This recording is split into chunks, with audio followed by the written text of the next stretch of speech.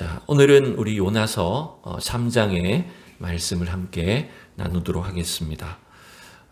여러분, 죽을 병에 걸렸다가 다시 살아난 사람, 혹은 큰 사고에 휘말렸다가 죽을 위험에서 이렇게 살아난 사람은 자기 스스로 뭐라고 이렇게 말을 할까요? 자기에게 주어진 시간과 삶을 뭐라고 표현하죠? 주로 나는 새로 태어난 사람이다, 혹은 덤으로 사는 인생이다, 뭐 이렇게 표현을 합니다. 왜냐하면 이미 어쩌면 그때 죽은 목숨이었는데, 만약에 거기 있었다라면, 그 일이 일어났다라면, 그죠? 그 질병에서 내가 회복되지 않았다면 사실은 나는 이미 죽은 목숨인데 두 번째 인생을 사는 것 같다, 이렇게 이제 말을 하게 되죠. 여러분, 그런 경험이 없으신가요? 그때는 몰랐는데 지나놓고 보니까 진짜 내가 그때 사실은 죽을 뻔했구나, 진짜 거기서 위험해서 살아났구나, 이런 순간들이 여러분 있으실 것 같아요. 저도 어린 시절부터 되돌아보면 그런 일들이 몇 번은 있었던 것 같아요. 전에도 제가 말씀드린 적이 있지만 한 중학교 때쯤인지 이렇게 경운기를 몰고 드라이브를 하다가, 시골이니까 경운기 드라이브를 했던 것 같아요. 뭐 심부름을 갔던 건지 뭔지 잘 모르겠어요. 근데 하여튼 한 중학교 한 2, 3학년 됐을까요? 이제 혼자서 경운기를 몰고 저 아랫마을로 이렇게 내려가는데, 내려가면 재밌거든요.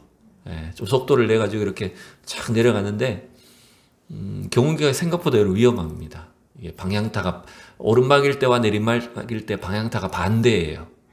우리 시골에 사는 분만 압니다. 근데 하여튼 내려가는데 이게 방향타가 좀 헷갈려가지고 이렇게 도로, 이렇게 평지인데 옆에는 낭떠러지처럼 된 길이 있었어요. 이렇게 밭으로 내려간 낭떠러지가 있는데, 저도 모르게 경운기가 이렇게 낭떠러지 쪽으로 들어가 버린 거예요. 그러면 보통 같았으면, 제가 지금도 그 길을 지나가 봐도 그냥 그냥 이게 그냥 내려가면 그게 절대로 못 내려가는 그런 곳이에요. 완전 뒤집혀야 정상인 거죠. 근데 신기하게도 경운기를 몰고 한쪽으로 내려갔는데 안 뒤집히고 그냥 밭으로 내려갔어요. 지나놓고 보니까 진짜 신기한 거예요. 어떻게 내려왔지 여기를? 그렇게 억지로 끌고 다시 돌려가지고 이렇게 길로 올라갔던 기억이 나요. 또 한 번은 제가 군 생활할 때, 그때 이제 강릉에 잠수함이 넘어왔을 때예요. 제가 군 생활할 때가 94년도. 강릉에 이제 잠수함 침투해가지고 저희들은 한 달 넘게, 지금 이 날씨에 여러분 저는 산에 있었습니다. 산속에 있었는데 총알을 들고 무기를 휴대하고 산속에 있었는데, 급박할 때는 만약에 적들이 지금 근처에 오고 있다는 어떤 첩보가 있게 되면 실탄을 장전을 하고 있어요. 보통 여러분 군대 가도 실탄 장전 안 합니다. 사격하기 전에는요. 그냥 실탄을 몸에 휴대를 하고 있거나 하지, 실탄을 총에다가 이렇게 끼우는 일이 잘 없어요. 근데 그날은 밤새도록 막 밤안개가 쫙 끼고 이랬기 때문에 위에서 지시가 내려왔어요. 실탄 장전하고 있어라는 거예요. 실탄 장전은요, 총알을 땡겨서 넣어가지고 당기면 발사되도록 만들어 놓는 겁니다. 안전장치만 걸어 놓는 거예요. 우리 남자들은 아시죠, 그죠? 장전해 놓고 안전장치만 걸어 놓고 있는 거예요. 안전장치만 딱 제끼면 바로 발사가 되는 상황입니다. 그렇게 해놓고 있었어요. 밤새도록 그렇게 지났어요. 근데 아침이 돼가지고 이제 날이 막 밝아오는데, 저는 뭐 밤새도록 총을 들고 여기도 이렇게 괴고 있다가, 아니면 옆에도 다른 아이들한테 이렇게 겨누기도 했다가 온갖 짓을 다 했어요. 근데 아침이 돼서 날이 밝아오는데 손으로 더듬더듬 총을 이렇게 무릎에 올려놓고 만져봤어요. 깜짝 놀랐어요. 안전장치가 발사로 돼 있는 거예요. 잠금으로 안 돼 있고 돌아가가지고 당겨지면 바로 발사되도록 돼 있었던 거예요. 밤새도록 그러고 있었던 거야. 총을 막 이리저리 갖고 놀았는데, 제가 죽거나 누가 다치거나 누구를 죽이거나 그런 일들이 있었던 거예요. 그러니까 그런 걸 한 번씩 딱 지나놓고 보면, 정말 이게 인생이 한순간에 이렇게 달라질 수 있구나. 어쩌면 우리는 죽다 살아난 그런 다시 태어난 인생과도 같구나. 이런 걸 여러분 느끼게 됩니다. 이처럼 죽었다가 살아난 사람, 오늘 본문의 주인공이 누굽니까, 여러분? 그렇죠. 요나죠, 사실은. 요나는 이미 바닷물 속에 떨어질 때부터 자기 운명은, 자기 인생은 죽은 것 같았어요.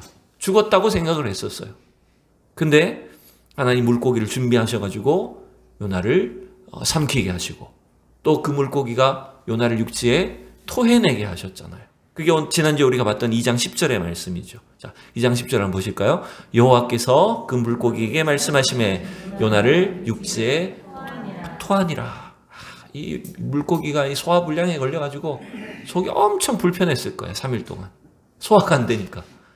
그래서 하나님께서 물고기에게도 말씀하시면서 요나를 토해내게 하셨는데 요나를 과연 어디다가 토했을까? 정확한 위치는 알 수가 없어요. 그죠? 근데 바다에 토해놓지 않고 다행히 육지에다가 지금 육지에 가로와서 물고기가 토해놓은 겁니다. 아마 추정하기로는 요나가 원래 하나님의 처음 말씀을 받았던 욥바로 내려가기 이전에 있던 그 해안가 어디에 요나를 토해냈을 거라고 이렇게 추정할 수가 있어요. 자, 저는 오늘 이 말씀을 시작하면서 두 가지의 어떤 중요한 교훈을 먼저 정리를 하면 좋겠어요. 첫 번째는 여러분 한번 따라합시다. 하나님은 포기하지 않으신다. 네, 하나님은 여러분이 요나서를 통해서 우리에게 뭘 가르치시냐면 하나님은 절대로 포기하시지 않는다는 걸 가르칩니다. 하나님이 얼마나 집요하십니까, 여러분? 도망치는 요나를 그냥 풍랑으로 죽이지 않으셨어요.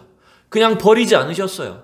그 요나를 끝끝내 추격을 하셔서 풍랑으로 배를 멈추게 하시고 또 그 풍랑의 이유가 요나인 것을 알게 하시고 선원들을 통해서 요나를 바다에 빠뜨리게 하시고 또 그것만이 아니죠. 물고기를 미리 물속에서 준비하셔가지고 요나를 삼키게 하신 거예요. 그리고 육지에 토해내셨어요.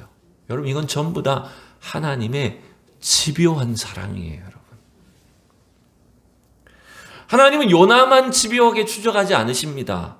하나님은요 오늘 요나를 어디에 보내셔요? 어디 보내십니까? 니느웨 성에 보내시죠. 그게 무슨 의미입니까? 하나님이 왜 요나를 니느웨에 보내십니까? 하나님은 니느웨를 포기하지 않으신다는 거예요.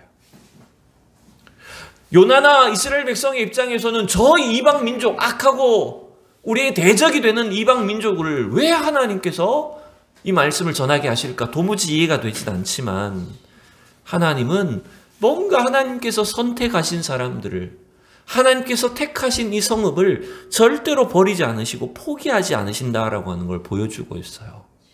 여러분 이 진리는 저와 여러분의 어떤 나만 사랑한다 이런 의미가 아닙니다. 하나님이 우리를 죄인된 우리를 절대로 포기하지 않으시고 구원해 주시는 그 하나님의 사랑과 구원의 근거가 여러분 하나님의 포기하지 않는 은혜에 있는 거예요. 하나님이 포기하지 않고 우리를 오래 참으심으로 인해서 우리가 구원받게 되는 겁니다, 여러분. 그리고 여러분 그 구원을 통해서 우리는 어쩌면 이미 죽었던 우리를 이제는 새로운 기회를 얻어서 두 번째 인생을 출발할 수 있도록 시작할 수 있는 그 근거가 여러분 하나님의 포기하지 않으시는 사랑에 있다는 것을 여러분 알 수가 있습니다. 요나의 입장에서는 이해할 수 없는 일이지만 하나님은 이 니느웨 사람들도 포기하지 않으시는 거예요. 여러분 오늘 우리가 구원받은 것, 우리가 이 땅 죄악과 심판과 멸망 속에서 주님이 주시는 새로운 삶을 살게 하신 것이 바로 하나님의 포기하지 않으시는 은혜인 것을 여러분 기억하셔야 돼요. 그래서 우리가 아무리 절망적이고 우리 인생이 막 막막하고 어두워도 나는 힘이 들어도 하나님은 우리를 절대로 버리지 않으시고 포기하지 않으신다는 사실을 끝까지 기억하셔야 됩니다. 두 번째 저는 오늘 이 요나서 3장을 들어가면서 이 사실을 또 살펴보면 좋겠어요. 하나님은 오늘 요나에게 두 번째 기회를 주신다는 거죠. 자, 본문을 먼저 한번 보고 말씀을 나눌까요? 1절을 다시 읽어봅시다. 1절 시작. 여호와의 말씀이 두 번째로 요나에게 임하니라 이르시되 아멘. 여러분 하나님은 요나에게 지금 몇 번째? 두 번째로 말씀하셨대요. 근데 그 두 번째 말씀이 뭡니까? 2절에 너는 일어나 저 큰 성 니느웨로 가서 내가 내게 명한 바를 그들에게 선포하라. 여러분 이 두 번째라고 하는 이유는 뭡니까? 1장 1절 2절에서 요나에게 주셨던 첫 번째 명령과 두 번째 명령이 사실은요, 같다는 말이에요. 즉, 이 말은 비록 요나가 하나님께 불순종하고 하나님을 떠났지만 하나님은 그를 버리지 아니하시고 추적하셔서 그를 다시 출발선에 세우셨다라고 하는 걸 말을 하는 것입니다. 그 육상이나 뭐 빙상이나 이런 그 운동 종목들을 보면 장거리 경주는 별로 뭐 크게 중요하지 않지만 그 단거리 경주 있잖아요. 뭐 육상으로 말하면 뭐 100m, 200m 아니면 이번에 지금 이제 한참 겨울 시즌이니까 빙상 종목을 한단 말이에요. 그러면 빙상 종목을 할 때 뭐 500m 이런 경기는 출발이 굉장히 중요하죠. 그죠? 네. 스타트를 어떻게 하느냐가 이 경기의 성패를 좌우하는 겁니다. 근데 우리나라 선수가 지금 요즘에 그 전통적으로 우리는 어디에 강하냐면 빙상 종목 어디에 강합니까?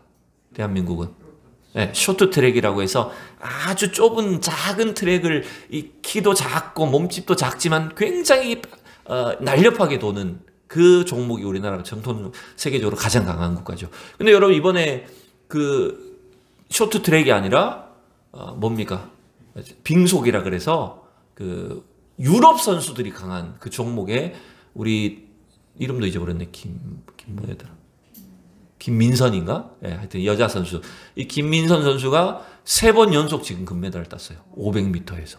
여러분 우리나라 선수가 그 500m에서 금메달 딴 건 역사적으로 한두 번밖에 없을 정도인데 지금 3번 3회 대회 연속으로 금메달을 땄어요. 근데 제가 얼마 전에 그 경기를 한번 봤는데 2명이 이렇게 출발선에 서거든요. 이게 스타트가 너무 중요한 거예요.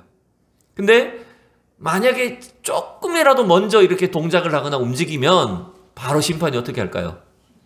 네, 실격은 안 시키는데 바로 다시 출발을 멈춰버립니다. 부정 출발을 바로 잡아내버립니다.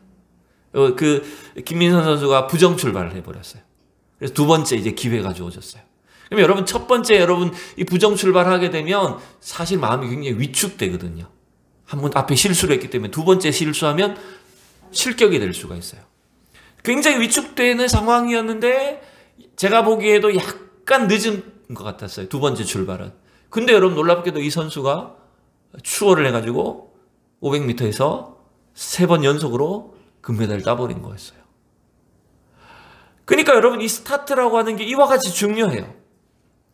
요나는 어떻습니까 사실은? 요나는 첫 번째 스타트 때 어떻게 한 겁니까? 부정 출발 정도가 아니에요. 딴 데로 가서 아예.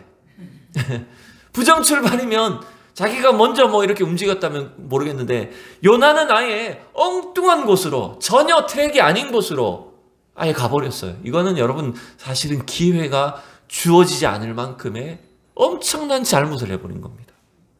그죠?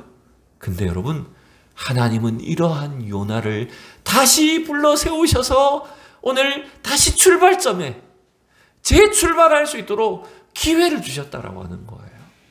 여러분 저는 이 말씀을 가만히 생각해 볼 때 이런 겁니다. 어쩌면 하나님이 저와 여러분에게 이 하루의 삶을 주시고 2022년이 끝나면 또 2023년이라고 하는 새로운 시간을 출발하게 하시는 것은 뭡니까? 우리에게 새로운 기회를 주시는 것입니다. 비록 우리가 실격에 해당할 만큼 하나님의 뜻에 어긋나고 불순종했을지라도 우리에게 다시 출발선에 설 수 있도록 두 번째 기회를 우리에게 허락해 주시는 것이 하나님의 은혜란 사실을 잊지 마십시오. 이게 하나님의 일하시는 방식입니다. 하나님이 우리를 통해서 일하시는 방식이 이렇다는 거예요. 제가 그래서 암송하고 있는 구절이 디모데후서 3장 16절 17절인데 이제 앞으로 여러분도 이건 암송하셔야 될 겁니다. 제가 시킬 겁니다. 제가 한번 해볼게요. 모든 성경은 하나님의 감동으로 된 것으로 교훈과 제가 한다니까요. 제가 한다고 여러분 하지 말라고. 네, 교훈과 책망과 바르게 함과 의로 교육하기에 유익하니 이는 하나님의 사람으로 온전하게 하며 모든 선한 일을 행할 능력을 갖추게 하려 함이라. 여기 옛날부터 외웠던 말씀이에요. 근데 여러분 여기 잘 보세요.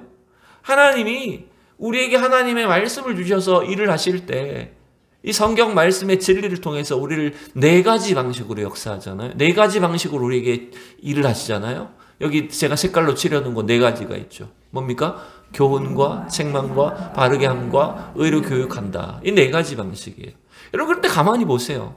하나님이 우리에게 이 말씀을 주셔서 우리를 사용하시려면 항상 곁길로 가는 하나님이 우리에게 의도하신 그 길 트랙을 벗어나가는 우리를 어떻게 하셔야 됩니까? 우리를 바르게 하셔야 되잖아요. 교훈은 여러분 어떤 길로 가야 될지를 우리에게 가르쳐 주시는 것이에요. 바르게 한다는 것은 무슨 뜻입니까? 우리가 그 길을 벗어났기 때문에 엉뚱한 길을 가고 있기 때문에 하나님이 우리를 책망하셔서 우리를 바르게 해주시는 거잖아요. 책망을 해서라도 우리를 바르게 하셔서 다시 하나님께서 원래 의도하신 그 길로 계속 갈 수 있도록 의로 교훈하시는, 교육해 주시는 것. 여러분, 이게 하나님이 우리에게 말씀을 통해서 역사하시는 과정이라는 거예요. 그러니까 하나님은 지금 이 요나도 곁길로 갔지만, 엉뚱한 길로 갔지만 그를 고래 뱃속에, 물고기 뱃속에서 훈련시키시고 그 고난을 통해서 책망을 깨닫게 하셔서 다시 출발선에다가 바로 세워주신 거였어요. 두 번째 기회를 주셨다라고 하는 거였어요. 그러면 여러분, 요나는 어떻게 해야 됩니까? 이 두 번째 기회를 얻었어. 실격인데 사실은. 네? 탈락에 해당되는데 다시 출발선에 세워주셨어. 그럼 요나는 어떻게 해야 됩니까? 어떻게 하는 게 옳습니까? 어떻게 해야 돼요, 여러분? 그렇죠? 하나님이 처음과 두 번째 똑같이 주셨던 그 말씀 앞에 순종해야 되는 것이죠. 하나님의 말씀에 순종해서 이제는 자신의 생각과 자신의 감정을 내려놓고 하나님의 뜻에 순종해서 니느웨로 가야 되는 거죠. 자, 이제 요나가 어떻게 하는지 이제 말씀을 또 살펴봅시다. 3절, 4절입니다. 3절을 먼저 읽어볼게요. 시작. 요나가 여호와의 말씀대로 일어나서 니느웨로 가니라. 니느웨는 사흘 동안 걸을 만큼 하나님 앞에 큰 성읍이더라. 아멘. 여러분, 이 니느웨는 이 당시에 아수르 제국이라고 하는 그 강대국의 수도로 여겨집니다. 물론 이제 학자들은 니느웨가 수도 아니면 그 옆에 있는 어떤 다른 도시가 수도였다, 뭐 의견이 조금씩 다르긴 한데, 어쨌든 후대에 아수르가 강대국이 되었을 때 수도의 역할을 한 곳이 니느웨는 맞습니다, 여러분. 그 니느웨가 실제로 이 당시에 얼마만큼의 크기였는가라고 하는 것은 물론 뭐 추정할 수밖에 없죠, 연구를 통해서. 그런데 여러분, 기록을 찾아보면 1800년대에 그 서울에 여러분 인구가 얼마 정도인지 아십니까? 우리나라 서울의 1800년대 인구가 20만 명 정도였다 그래요. 1800년대. 그때는 소위 사대문 안에만 주로 이렇게 모여서 살고 있던 시기였죠. 근데 여러분, 오늘 성경 한번 보세요. 넘기셔서 4장 마지막 절 한번 보세요. 4장 11절 한번 보세요. 니느웨에 대해서 뭐라고 가르치고 있는지 4장 11절. 자막이 없어요. 성경을 찾아보세요. 같이 읽어봅시다. 시작. 하물며 이 큰 성읍 니느웨에는 좌우를 분별하지 못하는 자가 12만여 명이요 가축도 많이 있나니 내가 어찌 아끼지 아니하겠느냐 하심이라. 여기서 좌우를 분별하지 못하는 자가 무슨 뜻인지는 잘 모르겠어요. 이게 어린아이를 말하는 것인지 아니면 지금 하나님의 뜻을 헤아리지 못해서 이리저리 헤매는 이 니느웨 사람을 말하는지는 정확하게 모르겠습니다. 그렇지만 여러분 생각해 보세요. 1800년대에 이 우리 한양의 수도의 인구가 20만 명이었는데 니느웨 2800년 전에 니느웨의 인구가 몇 명이라고요? 최소한 12만 명이니까 여러분, 이게 만약에 일부분을 의미한다면 나머지 더 많은 그 인구를 포함한다면 이게 얼마나 큰 성읍이었을까요? 그래서 학자들은요, 추정하기로 어떤 학자들은 니느웨 둘레가 막 90km였다 이렇게 말하는 사람도 있기도 하고, 작게는 최소한 한 19km, 15km에서 한 19km 정도는 됐을 거다. 니느웨 성의 둘레만 해도. 그래서 오늘 본문에 보니까 니느웨는 며칠을 걸어야 되는 길이었다고요. 그렇죠? 아마 직선으로 통과해도 사흘 길을 걸어야만 지나갈 수 있을 만큼의 엄청나게 큰 대도시에 속했다는 겁니다. 근데 여러분, 이 요나가 어떻게 합니까? 4절에 보니까 요나가 그 성에 들어가서 하루 동안 다녔다라고 되어 있어요. 그럼 뭐라고 외쳤어요? 40일이 지나면 니느웨는 무너지리라. 이렇게 막 소리를 지르면서 딱 하루만 다녔어요. 자, 여러분 이게 무슨 의미인지 한번 생각을 해봅시다.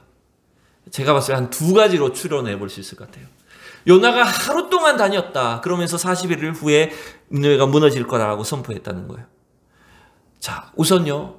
요나의 태도를 우리가 앞뒤 상황을 통해서 짐작해 보면 요나는 지금 니느웨에 오는 것이 하나님의 명령에 순종해서 오긴 왔지만 니느웨에 오는 것이 그리 즐거울까요? 달가울까요? 별로 기분이 좋지 않을까요?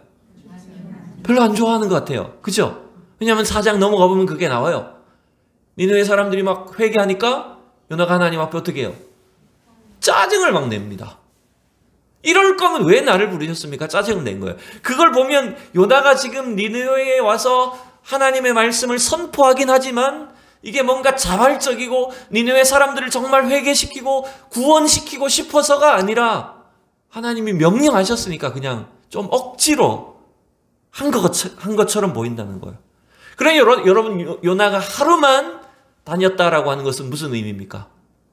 3일 길을 다녀야 되지만 하루만 하고 그냥 자기는 망해버렸으면 좋겠다. 약간 이런 의도. 좀 그런 마음이 깔려있지 않았나 생각이 드는 거예요.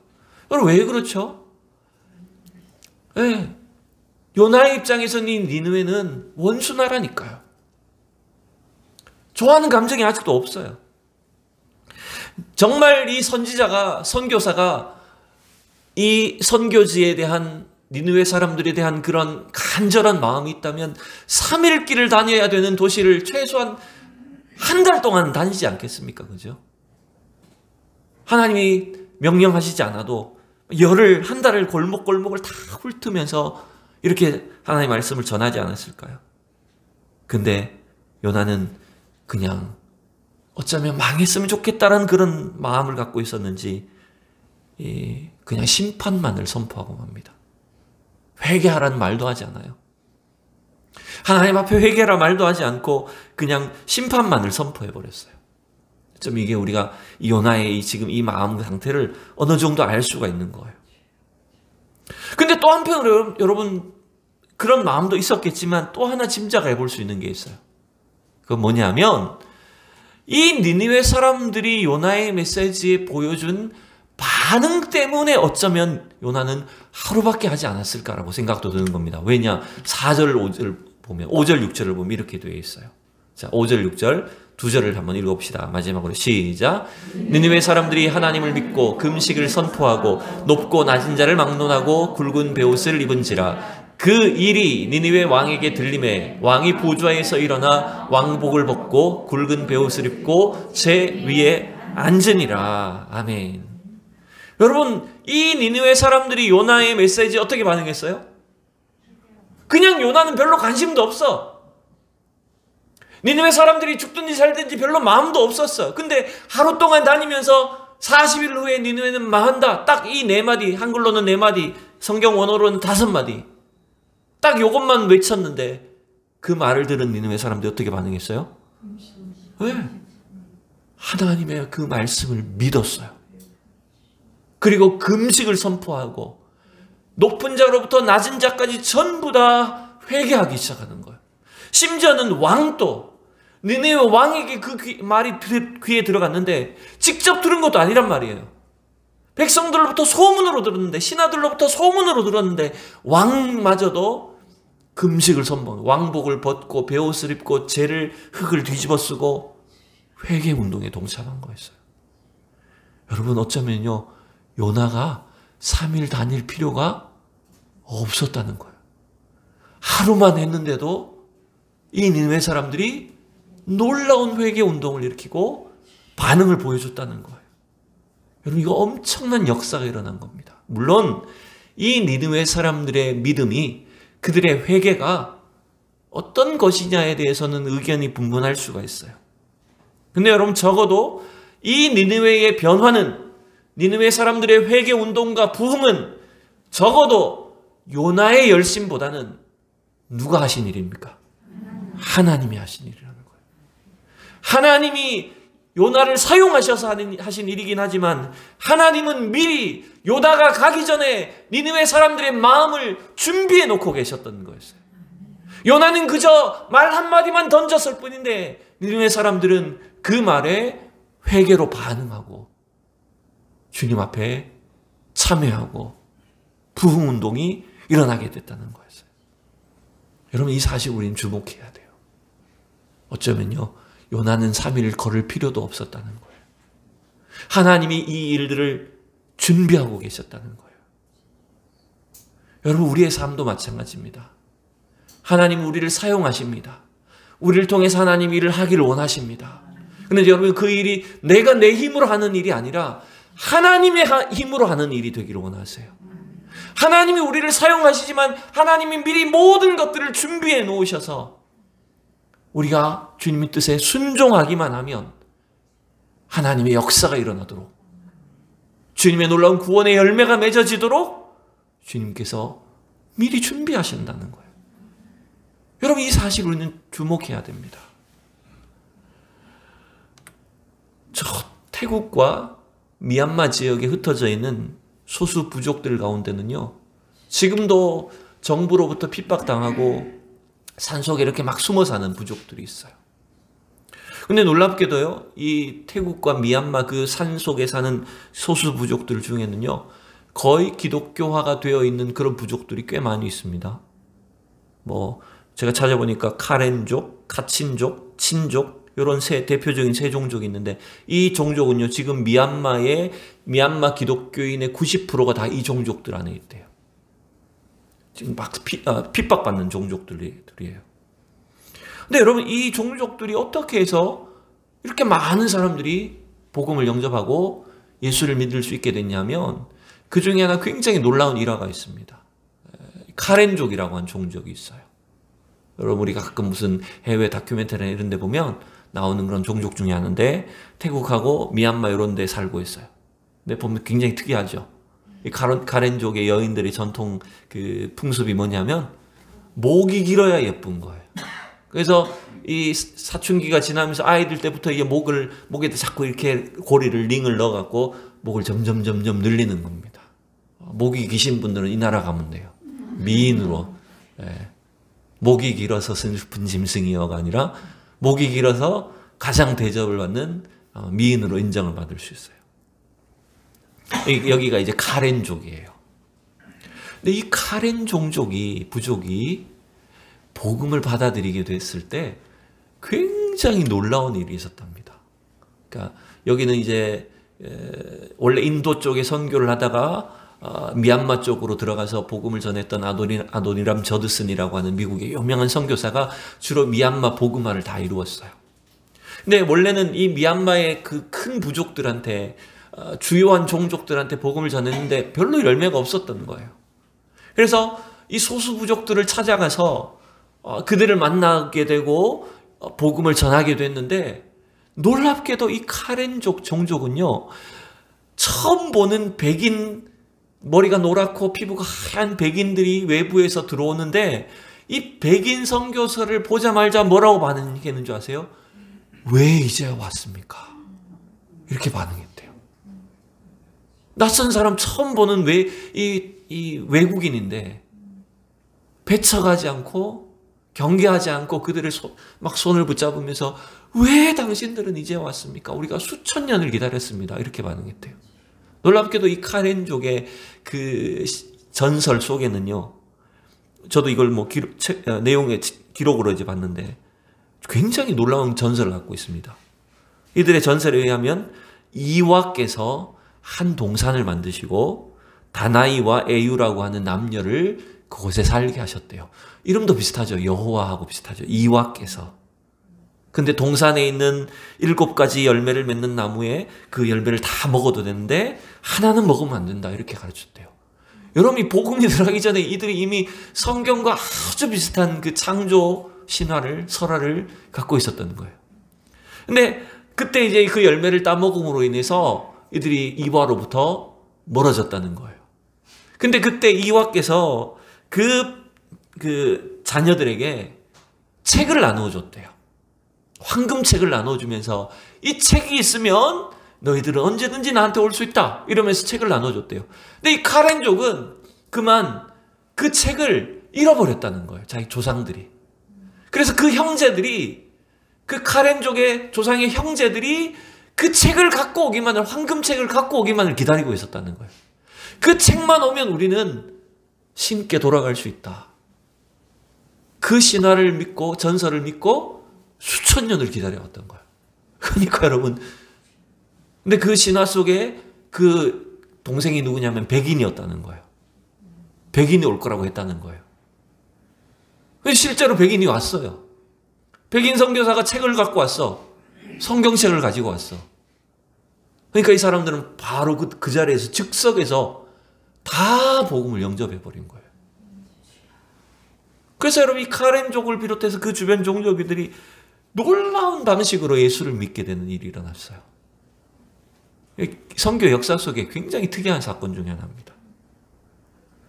여러분, 그러니 어쩌면 이런 일들은 저드슨과 같은 그런 선교사들의 헌신이 있었지만 누가 하신 일입니까? 하나님이 하신 일이었어요. 하나님이 다 준비해 놓고 계셨다는 거예요. 저런 우리는 이러한 하나님의 역사를 믿으셔야 됩니다. 우리가 한다고 해서 내 힘과 내 능력을 하는 게 아니라는 거예요. 오늘 새벽에도 그 말씀이 있었잖아요. 베드로전서 4장 말씀에서 누가 말씀을 전하려면 하나님의 말씀을 전하는 것처럼 하고, 누가 봉사하려면 하나님이 주신 힘으로 하는 것 같이 하라 그랬잖아요. 그건 내 힘으로 하지 말라는 거예요. 내 능력으로, 내 말로 하지 말라는 거예요. 우리는 하나님의 손에 붙잡혀서 그 일을 해야 된다는 것입니다. 여러분, 이걸 기억하십시오. 오늘 요나가 이와 같이 하나님 뜻에 불순종하고 하나님께서 원래 의도하셨던 그 길에서 떠났음에도 불구하고 하나님 끝까지 요나를 포기하지 않으시고 그에게 두 번째 기회를 주시는 분이라는 거예요. 주님이 우리를 이와 같이 사용하실 줄로 믿습니다. 그러니 여러분, 저와 여러분도 포기하면 된다, 안 된다? 안 됩니다, 여러분. 하나님은 포기하지 않으시는 분이십니다. 그러기에 우리도 포기하지 마셔야 됩니다, 여러분. 오늘 요나에게 두 번째 기회를 주셔서 그가 하나님의 말씀에 억지로라도, 하기 싫지만 억지로라도 가서 그 말씀에 순종했을 때 하나님이 준비하신 이 니느웨의 엄청난 부흥의 역사를 이루신 것처럼 오늘 이 시대에 저와 여러분을 하나님이 사용하셔서 우리가 순종하기만 하면 하나님이 준비하신 그 아름다운 전도의 복음의 열매를 맺어주실 줄로 믿습니다. 2023년도는 우리 교회가 이제 50주년을, 새로운 50년을 열어가는 해입니다. 여러분, 우리 마음속에, 오늘 우리의 가정 속에, 구역과 기관 속에 이러한 영혼 구원의 복음 전도의 뜨거운 열정이 일어나기를 소망합니다. 그래서 우리가 그 하나님의 말씀에 순종하기만 하면 하나님께서 준비해 놓으신 하나님의 놀라운 부흥을 다 함께 경험하는 귀한 축복이 있기를 소망합니다. 기도하겠습니다.